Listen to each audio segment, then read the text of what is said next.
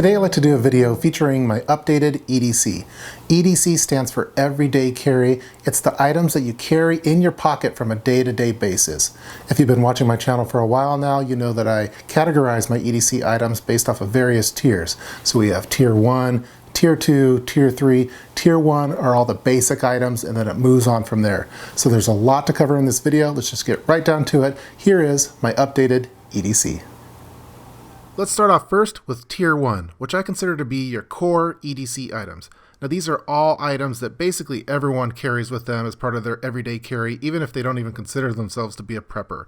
And those items include a wallet, a phone, your keys, and a watch. Let's start off first with my EDC wallet. I recently did a dedicated video on this wallet, which I kind of consider to be a mini kit in itself. So make sure you check out that one if you want more details. For this video, I'm just going to list all the items that I store in my EDC wallet. I've been using the Access Denied Men's RFID Blocking Wallet.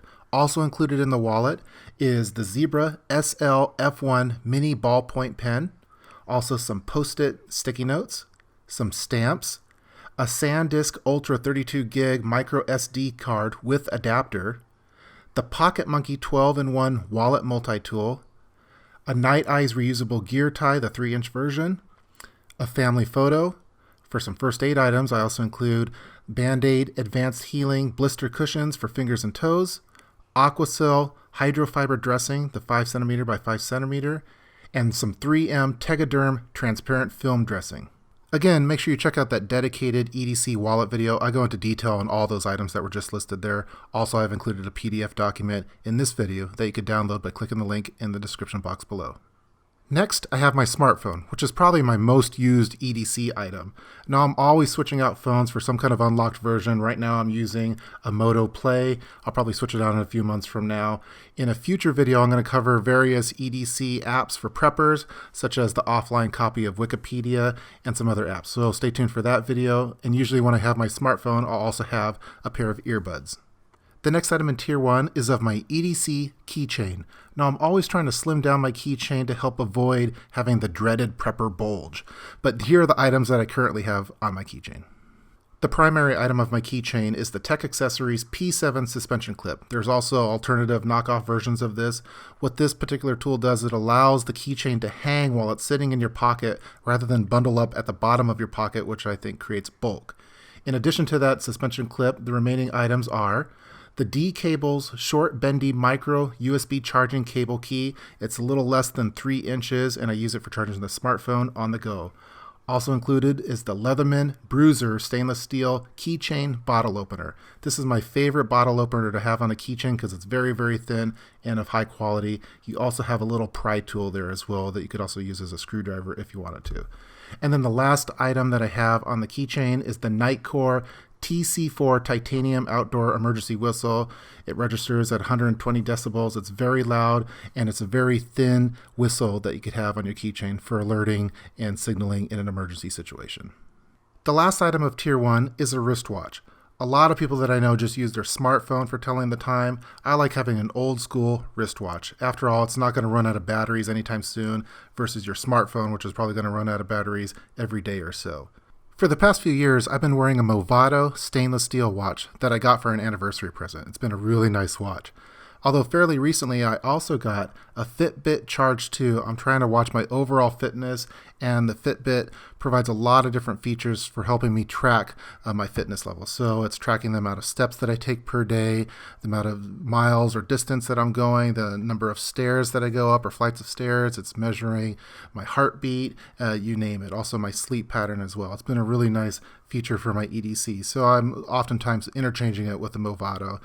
But on a day-to-day basis, a lot of the times I'm using the Fitbit now just to track things a little better.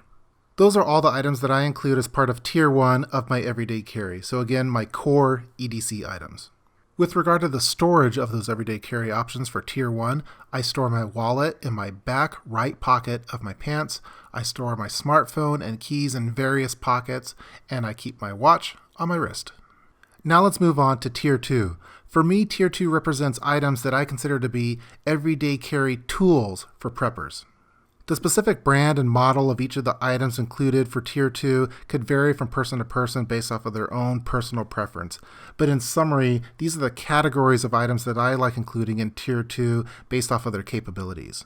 And those categories include a knife, a flashlight, a multi-tool, a method of starting fire, a pen, an alternative source of power, and some sort of cloth like a bandana. If you happen to live in a country or state that allows you to have a concealed carry weapon, I would consider it part of Tier 2. After all, it's just another tool. But since I don't cover firearms on my particular channel, you're just going to have to use your imagination and have a placeholder for that category in this tier. Let's start off first with a knife. For the past few years, I've been carrying the Enzo Burke 75 folding knife. This is a very nice knife. I like it for various reasons. I like the Scandinavian grind of the blade, but probably the primary reason is the super deep concealed carry of the pocket clip. I work in an office setting in an urban environment. I don't like broadcasting that I have a pocket knife on me, and with the super deep carry of this one, no one even knows that I have one. So again, I've been carrying the Enzo Burke 75 folding knife. Next, I've been using the 4.7's Mini 123 flashlight. This is a tiny little flashlight that's small enough for front pocket carry. It's super bright with a single CR123 battery cell. I prefer having a twist operation for an in-pocket flashlight to avoid accidental activation, which I find to be common with click button flashlights. So again, the 4.7's Mini 123 flashlight. Next, we have probably my favorite EDC item. For the past several years, I've been using the Leatherman Juice S2 multi-tool. I recently upgraded from the orange to the granite gray. In my opinion, this is probably the best multi-tool for EDC purposes for the average person. It's small enough to fit in your front pocket without the need of a holster or sheath or anything like that. It has multiple tools and it's built to last. So it has scissors on it, knife, bottle opener, various flathead screwdrivers, Phillips screwdriver, and pliers. If I could only have one EDC item, I'd probably pick this multi-tool. It's really, really awesome.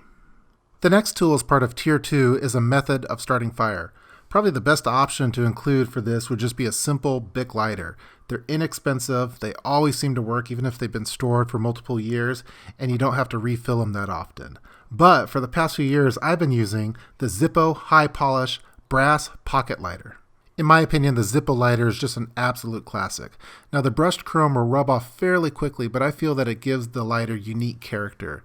I refill mine every 4 to 5 days, which is a little bit of a pain, but I really enjoy the look on people's faces when you whip out the Zippo lighter.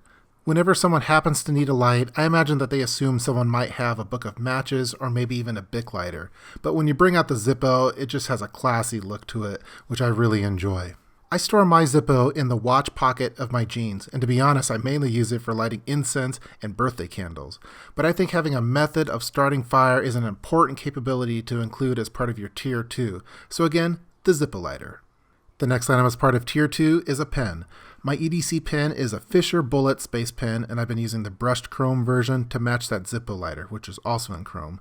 In my opinion, this is probably the best EDC pen on the planet, also in outer space. This thing writes anywhere, anytime. It could write in space, it could write when you're upside down, it could write in freezing cold, if it's very hot, it doesn't matter if it's raining, this pen is always going to work. And since it's the bullet design, it fits really nicely in the front pocket. So again, my EDC pen is the Fisher Bullet Space Pen.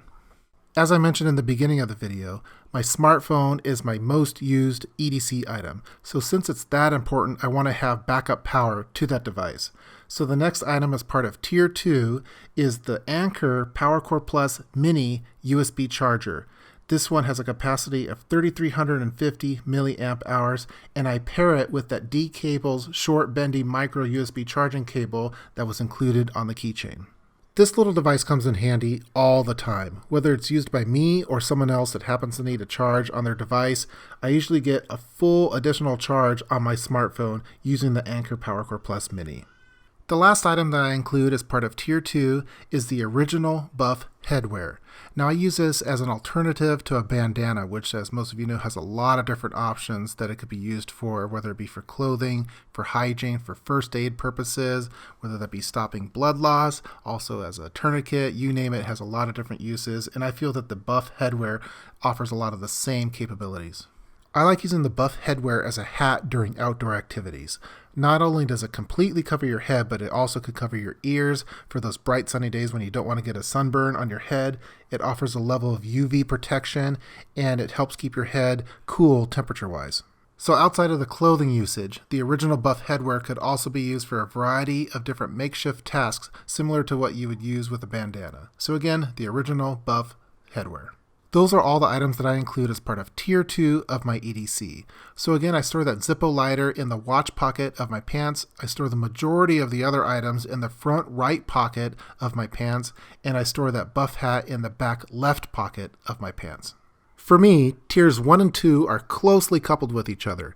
99% of the time, I'm going to have at least Tiers 1 and 2 on me. Tier 3 expands upon those. Again, Tier 1 consists of all the core, basic items that just about everyone carries with them. Tier 2 expands upon that and includes those prepper-related items. Tier 3 expands upon that even more, and I consider those more additional items that can be carried if you have the pocket space to do it. Oftentimes, I need to rely then on cargo pants or cargo shorts or some form of jacket. Oftentimes, I'm wearing the Vertex pants, and for jacket, I'm doing either pea-coat or some flavor of a Scotty vest. So let's move on now to Tier 3. The first item as part of Tier 3 is my Urban Altoids EDC kit version 3.0. I did a dedicated video of this a few months back. Make sure you check that one out. I'll provide a link at the end of this video.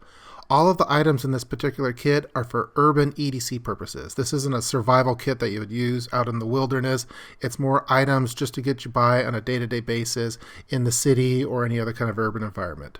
I'm not going to go into too much detail regarding all of the specific items in this version of the kit. Just make sure you check out that video if you want to learn more. I'll just do a basic listing of the main items. So we have cash, gaffer tape, a micro USB charging cable, we have a family photo, a micro USB lightning adapter converter, SIM card adapter converter kit, the Kingston Digital Multi-Kit, 16 gig flash memory card with adapter, the Leatherman Style PS multi-tool. Everything is magnetically connected. There's some micro compartments inside of this main Altoids kit. We also have a glasses cleaning cloth, a SanDisk Ultra 128 gig micro USB that has an entire offline copy of Wikipedia on it. We have multiple stamps, the Swiss Army Victorinox nail clippers, the Topeak Ratchet Rocket Light tool, some mini slant tweezers, and the Weehaw Pocket Pack slotted and Phillips titanium coated insert bits. We also have those mini containers that has multiple office supplies, pharmacy equipment, and it also stores those bits. The next item as part of Tier 3 is a larger flashlight. I used to go with more of a pen-style thrower flashlight for the one that I would have as part of Tier 3, but I decided I wanted to have something that would complement the flashlight that I already have, which I store in my pants pocket, which already has a little bit of throw to it. So for the past year or so, I've been EDCing the Lil Larry Power Pocket Light made by Nebo. The Lil Larry is a very unique design. It's more of a floody work light than it is your standard flashlight that's just meant to throw light.